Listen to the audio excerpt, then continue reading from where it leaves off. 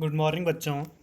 तो देखिए, कल हमने यहाँ पर कुछ पढ़ा था चैप्टर के अंदर से, और साथ ही साथ कुछ आपको काम दिया गया था घर से। जैसे आपको एक प्रश्न संख्या 3 में रबी की फसलों के दो उदाहरण और खरीफ की फसलों के दो उदाहरण, इस तरह का एक प्रश्न था, वो आपने कर लिया होगा। साथ ही प्रश्न प्रश्न संख्या 4 के अंदर आपको सिर्फ ए वाला क वाला हिस्सा करना था। इसके बारे में मैंने कहा था 7 से 8 लाइनें आपको लिखनी है। कहाँ से लिखनी है सब कुछ आपको दिया गया था, वो आप कर चुके होंगे। ठीक है। अब आज आगे देखिए, जो ख, ग और घ है, इन तीनों के बारे में मैं लिखाऊंगा। ठीक है, ये जैसा कि लिखा हुआ है इसको आप उतारेंगे, लेकिन पहले आपको समझना पड़ेगा इन तीनों के बारे में। तो सबसे पहले हम बुआई से शुरू करते हैं, और चैप्टर में जो दिया गया है उसी को शुरू करेंगे। ठीक है, तो बुआई पे देखते हैं, आते हैं। देखिए, यहाँ तक हम पढ़ चुके थे कल्टीवेटर।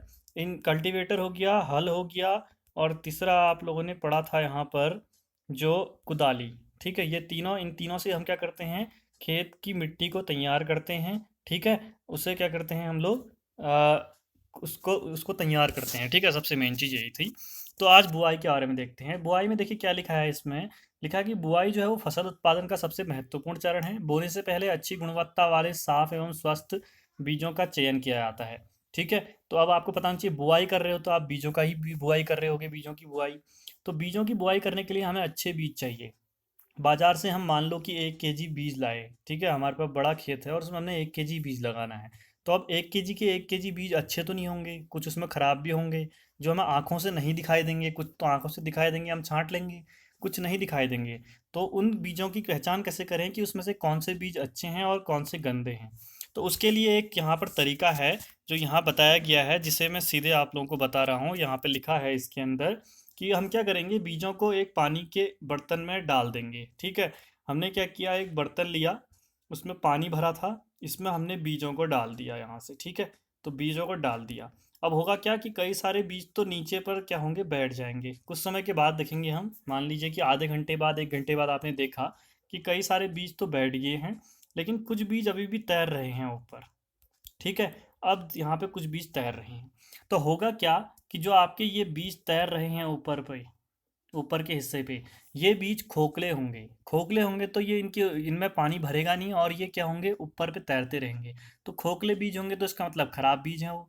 तो इन बीजों को हम फेंक देंगे, और जो बीज नीचे बचे, ये बीज अच्छे बीज हैं। तो अब हमको पता चल गया कि बीजों की पहचान कैसे की जाती है। हम उनको पानी में डाल देते हैं, और उसमें जो बीज तैरने लगते हैं वो खराब बीज, और जो बीज बैठ जाते हैं वो स्वस्थ बीज होते हैं। ठीक है, तो ये चीज़ इसमें दी गई है। साथ में अब आपको पता है कि बीजों की बुआई करनी है। तो अब मान लीजिए कि आपके पास 10 खेत हैं और आपको 10 खेतों में बुआई करनी है, तो हाथ से तो आप हर जगह पर डालते हुए नहीं चलोगे बीजों को। फिर उनको पहले खोदोगे, ठीक है, उसमें बीज डालोगे, फिर ढकोगे। इतना काम अगर हाथ से करोगे तो थक जाओगे। तो इसके लिए कुछ औजार होते थे, परंपरागत औजार, यानी जो परंपराओं से चलते हुए आ रहे हैं, बहुत समय पहले से चलते हुए आ रहे हैं। वो कुछ क्या है, आपके पास औजार हैं। तो देखते हैं कि उन औजारों का यूज कैसे करते हैं।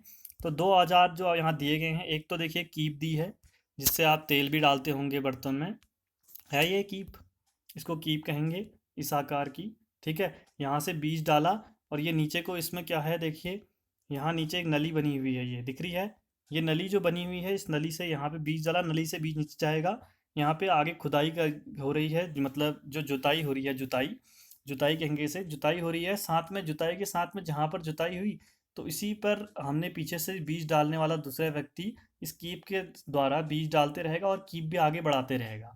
अब जब अगला वाली लाइन आएगी हल से जुताई करते समय, तो ये बीज वाला हिस्सा अपने आप ढक जाएगा जिसमें बीज पड़े थे, और नया आपका एक नई लाइन बन जाएगी, उसमें फिर से ऐसे बीज डाल लेंगे। तो ये एक पुराना तरीका होता था। ठीक है, कीप के द्वारा। दूसरा एक तरीका और होता है जो आजकल चलता है, ये होता है आपका सीड ड्रिल द्वारा।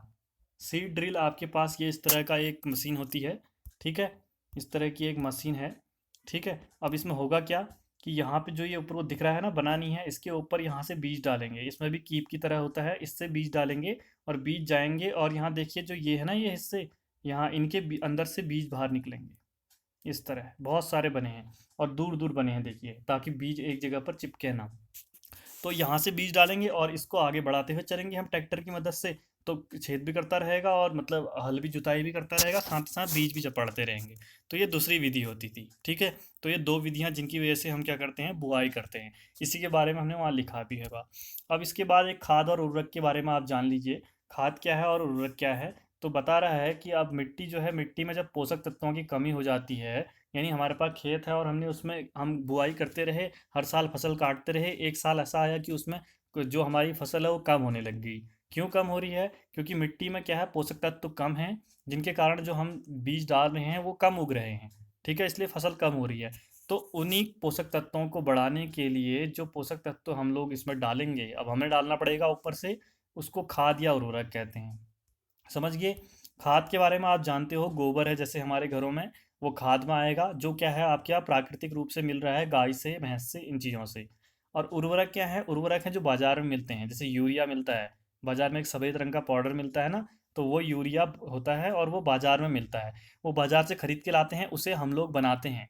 ठीक है, उसको हम क्या करते हैं, जो हमारी रासायनिक लेबोरेटरी होती हैं, वहाँ पर हम क्या करते हैं, उसको बनाते हैं। तो वो क्या है, मानवीय है, ये वाली कृत्रिम, कृत्रिम कहेंगे इसे, कृत्रिम, देख लीजिए, कृत्रिम, यानी जो मानव बना रहा है। और ये क्या है, प्राकृतिक, जो क्या है कि प्रकृति में गोबर बन रहा है जैसे गाय के उससे, तो वो है। तो खाद और उर्वरक डालकर हम क्या करते हैं, पोषक तत्वों को बढ़ाते हैं। दोनों के बारे में एक बार समझ लीजिए आप कि खाद और उर्वरक क्या है। खाद तो आपने देख लिया है, बाकी मैं इसको, एक टेबल आपको दी गई है, ये रही, ये खाद की टेबल है। इसमें बोला है कि देखिए, खाद के बारे में पहले पढ़ लीजिए। खाद प्राकृतिक पदार्थ है जो गोबर और पौधों के अवशेषों के विघटन से बनता है। सिर्फ गोबर ही नहीं है, अगर आप पेड़ पौधों को ना, मान लीजिए कि पेड़ पौधे आपके खेत में, जो पौधे छोटे छोटे पौधे उगे, उसमें से आपने बीज निकाल के रख लिया जो आपको चाहिए था, बाकी बचे हिस्से को एक जगह ढक दिया, डाल दिया, तो वो सड़ेगा गलेगा, उसको भी खेत में डालोगे तो वो भी खाद का ही काम करेगा। ठीक है। दूसरा, खाद खेतों में बनाई जा सकती है, जैसा मैंने बताया आपको कि आप गड्ढा खोदो, उसमें आपने जो भी कचरा वचरा है जो आप खाते हो, कुछ खाना बच जाता है उसको भी डाल दो, और साथ में जैसे केले आते हैं, केले की छिक्कल डाल दो। ऐसी चीज़ें, कई सारी चीज़ें जो खेत में जो घास उग रही है उसको डाल दो और ढक दो, और उसके बाद 1 महीने बाद देखो या 2 महीने बाद, तो वो सड़ जाएगी और खाद बन जाएगी, उसको आप खेतों में डालो। तो खेतों में बना सकते हैं हम। खाद से मिट्टी को ह्यूमस प्रचुर मात्रा में मिलता है। ह्यूमस क्या है? यही पोषक तत्व जो होते हैं, इन्हीं को ह्यूमस भी कहते हैं। ठीक है, यानी खाद को ही ह्यूमस भी कह रहे हैं, समझ लीजिए एक तरह से। जो पोषक तत्व हैं उन्हीं को हम ह्यूमस कहते हैं। आगे बोल रहा है, खाद में पादक पोषक तुलनात्मक रूप से कम होते हैं। तो इसको छोड़िए, काफ़ी है इतना। ठीक है, अगला देखिए कि आपसे बोल रहा है उर्वरक। उर्वरक मानव निर्मित है, जैसा ने बताया, इसको कृत्रिम भी लिखा आ सकता है कहीं पर, मानव निर्मित, मानव ने बनाया है। इसको कहाँ बनाते हैं? देखिए, इसका उत्पादन फैक्ट्रियों में करते हैं, जानते हैं, आपने बताया था। उर्वरक से मिट्टी को ह्यूमस प्राप्त नहीं होती, इससे ह्यूमस नहीं मिलता है। ह्यूमस मतलब ऐसे पोषक पदार्थ जो जीव जंतुओं से बनते हैं। अब जीव जंतुओं से तो हम फैक्ट्रियों में बनाते नहीं है ना, जो हमारे घरों में है, जैसे खाद गोबर है, गोबर गाय से आ रहा है तो जीव से आ रहा है, जीव जंतुओं से आ रहा है। पेड़ पौधों से जैसे आप सड़ा गलाकर बना रहे हो, तो वो भी पेड़ पौधों से, जीव जंतुओं से ही आ रहा है। ठीक है, तो ह्यूमस क्या होता है, इससे प्राप्त नहीं होगा, सिर्फ खाद के रूप में एक इस तरह का एक पोषक तत्व मिलेंगे बस। उर्वरक में पोषक तत्व जैसे कि नाइट्रोजन, फास्फोरस, पोटेशियम प्रचुर मात्रा में होता है। तो आपको बताया है कि ये चीज़ें जो होती हैं, नाइट्रोजन, फास्फोरस और पोटेशियम, जो पौधे को बढ़ने के लिए क्या होते हैं, लाभदायक होते हैं, ये अच्छी मात्रा में होते हैं। प्रचुर मात्रा मतलब ज़्यादा मात्रा में होते हैं, इसलिए फसल ज़्यादा उगती है। समझिए। अब आपके पास एक आपको प्रयोग दिया गया है कि आप तीन ऐसे करके तीन डब्बे पकड़ो। ठीक है, तीनों में क्या करो, मिट्टी डालो और पानी डालो और उसके अंदर कुछ बीज उगा दो, बराबर बीज, समान वाले। ठीक है, अब आपने देखा, पहले वाले में आप क्या करो, उर्वरक डाल दो, ठीक है, जो बाजार में मिल रहा है। दूसरे में खाद डाल दो, तीसरे में आप क्या डाल दो, कुछ मत डालो। तो आप देखोगे कुछ समय बाद, जिसमें आपने उर्वरक बाजार से लाया हुआ डाला होगा, उसमें जो पौधा है वो बड़ा होगा। इसीलिए जब बाजार से जो खाद लाते हैं ना, जो लाते हैं, उर्वरक कहते हैं उसे, बोलते खाद ही हैं हम सामान्यतः, लेकिन वह उर्वरक है। उर्वरक वाले में ज़्यादा बड़ी हुई रहेगी, जो कुछ दिनों बाद देखोगे तो खाद वाले में थोड़ा कम हुआ होगा, और जिसमें आपने कुछ नहीं डाला ना, वो बहुत ही छोटे हुए होंगे। इसलिए आपको पता चल गया कि इनका प्रयोग कैसा होता है। समझ गए? उर्वरक वाला सबसे बड़ा होगा, ध्यान रख, खाद वाला नहीं। लेकिन उर्वरक से नुकसान होते हैं। अब मान लीजिए कि उर्वरक ने क्या काम किया, जैसे इस वाले में उर्वरक है तो ज़्यादा बड़ा हुआ है, तो जितने भी पोषक तत्व थे मिट्टी में ना, वो सारे के सारे इसने इस पौधे पे लगा दिए जो पहली बार में उग रहे थे। अब अगले साल जब इसमें कोई पौधा उगाओगे ना, तो उगेगा नहीं, क्योंकि सारे पोषक तत्व तो पहली फसल में चले गए थे। ठीक है, जबकि आप खाद वाले में जाओगे तो उसने कुछ पोषक तत्वों को उसमें दिया और कुछ को रहने दिया। तो अब इससे क्या होगा, अगले साल भी इसमें फसल उगेगी। समझ गए?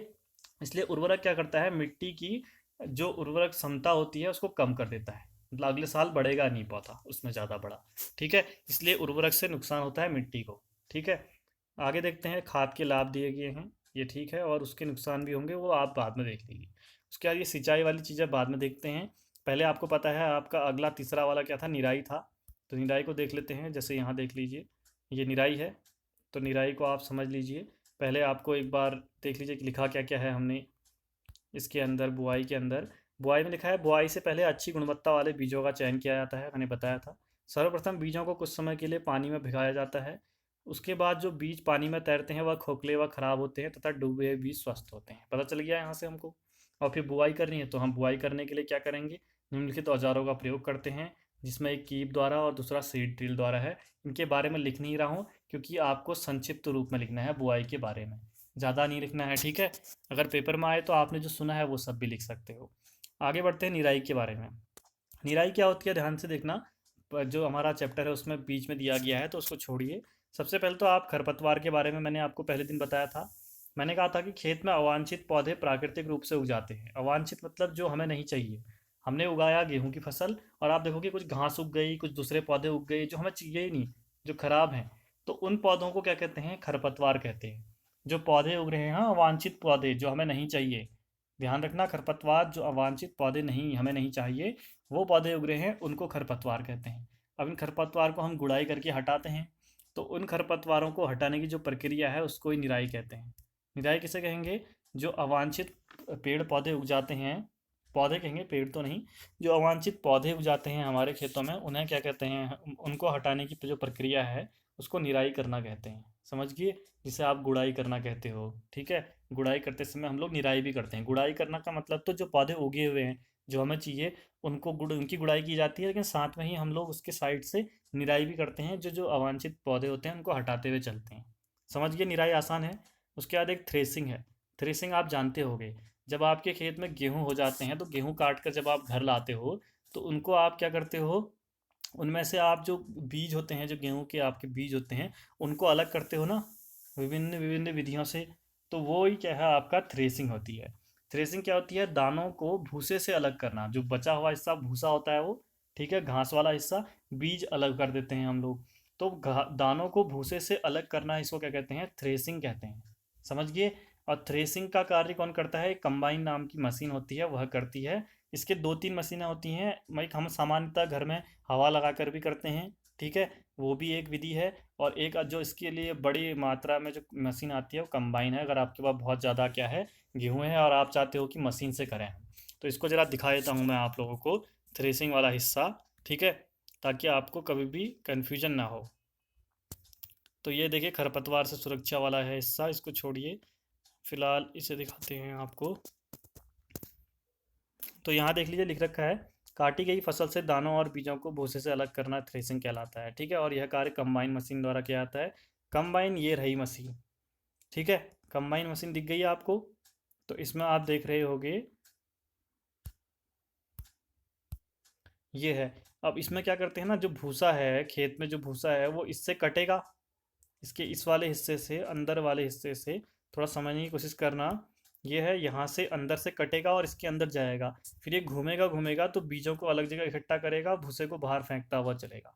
तो ये जो मशीन है इसका नाम कंबाइन होता है। इतनी बड़ी मशीन है, आपको याद रखना है इसका नाम, ठीक है। इससे अलग करते हैं। बाकी आप लोग जानते हैं कि आप लोग फाटक से भी इसको करते हो अलग, जो घर में फटकते हुए करते हैं ना।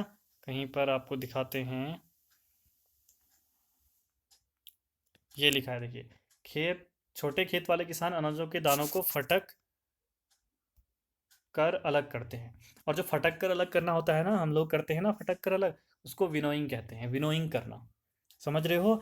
जो मशीन कर रही है वो क्या कर रही है, थ्रेसिंग कर रही है, दानों को ही अलग कर रही है, कोई बड़ी चीज़ नहीं है। जो बड़ी मशीन कर रही है वो तो थ्रेसिंग है। और जो हम लोग कर रहे हैं फटक कर, उसको क्या कहेंगे आप, विनोइंग कहेंगे। तो देख रहे होंगे विनोइंग, याद रखना, बाद में लिखाऊंगा, ठीक है। समझ में आ गया होगा इतना, ये चीज़ तो आगे होगी ना, काफ़ी आसान है, कोई इतना टफ नहीं है, ठीक है। तो ये होता है। साथ में आप लोगों को विनोइंग वाली मशीन भी दिखाई है। कई जगह फटकने के लिए हमारे पास पर्दा लगाकर फटकते हैं, तो कई बार इस तरह की मशीन होती है, ये खुद फटकती है, ठीक है। ऊपर से गिराएंगे तो ये हवा देगी और इससे क्या होगा कि वो क्या होंगे, दाने अलग हो जाएंगे, भूसा अलग हो जाएगा। समझ में आ गया। तो आसान था। तो काफ़ी है, ज़्यादा बड़ा वीडियो बना नहीं रहा हूँ, तो ताकि सब देख सको और सीख सको। तो आपको काम क्या करना है, सारे के सारे प्रश्न उत्तर जितने अभी आज के इसके 3 हिस्से बचे हैं, इन तीनों को लिखना है। इसकी मैं फ़ोटो आपको भेज दूंगा। और ये काम करना है, बाकी कल हम आगे करेंगे। ठीक है, चलो फिर मिलते हैं कल, तब तक के लिए बाय।